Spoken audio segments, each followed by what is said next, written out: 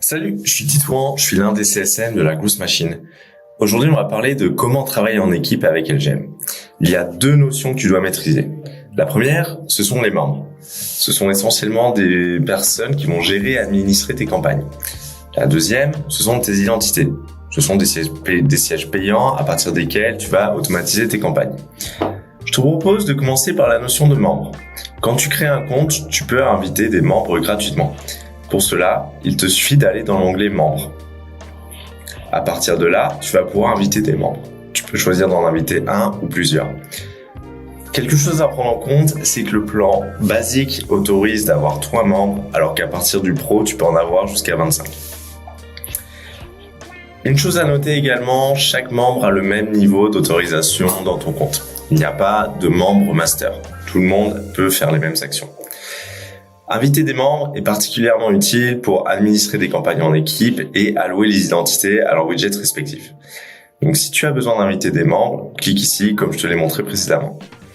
Je te propose maintenant de passer à la notion d'identité.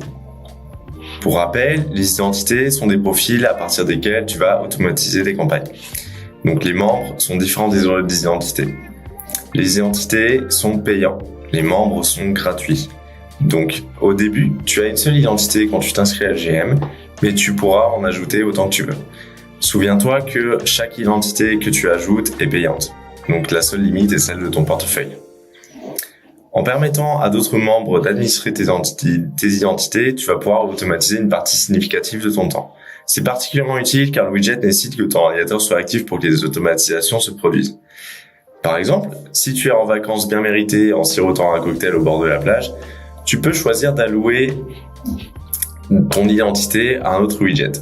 Pour ça, tu auras juste à cliquer ici et choisir le widget auquel tu veux allouer l'identité. Souviens-toi que le widget peut faire tourner plusieurs identités, cela ne pose aucun problème. Ici, j'ai plusieurs identités, comme tu peux le voir, nous avons alloué l'identité de Marion à mon widget et cela n'aura pas d'impact sur l'automatisation des campagnes. Autre chose, si jamais tu souhaites remplacer une identité, c'est très simple, tu peux le faire sans surcoût et gratuitement. Tu as juste à cliquer ici sur déconnecter ici ainsi qu'ici. Attention cependant, il faudra bien penser à mettre en pause les campagnes qui sont concernées par l'identité que tu souhaites remplacer pour éviter que LGM essaye d'automatiser à partir de ce profil. Pour cela, rends-toi dans la partie Report et choisis l'identité que tu veux remplacer pour regarder sur quelle campagne elle est impliquée.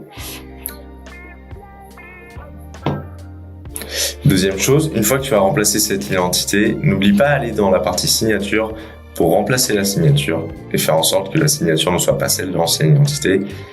Et assure-toi que le widget soit bien alloué à cette nouvelle identité.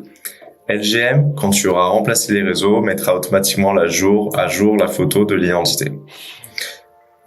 Voilà, tu sais maintenant comment gérer en LGM en équipe. Souviens-toi que chaque membre a ses propres droits et chaque membre a accès à son propre widget. Tu peux consulter tous les widgets ici depuis la partie Allocate Identities to Members. Autrement, tu peux te rendre dans la partie Automation pour consulter les mêmes éléments.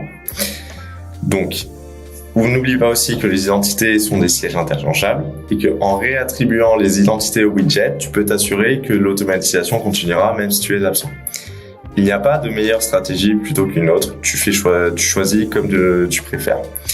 Tu peux, comme certains choisissent, d'allouer tout à un seul widget et de l'automatiser 24 heures sur 24 et 7 jours sur 7, tandis que d'autres choisissent de faire en sorte d'avoir chaque identité allouée à leur propre widget. Il n'y a pas de bonne ou de mauvaise pratique, c'est vraiment celle que tu préfères. Voilà, j'espère que cette vidéo t'a plu. Si c'est le cas, n'hésite pas à regarder nos autres vidéos tuto et je te souhaite une bonne journée.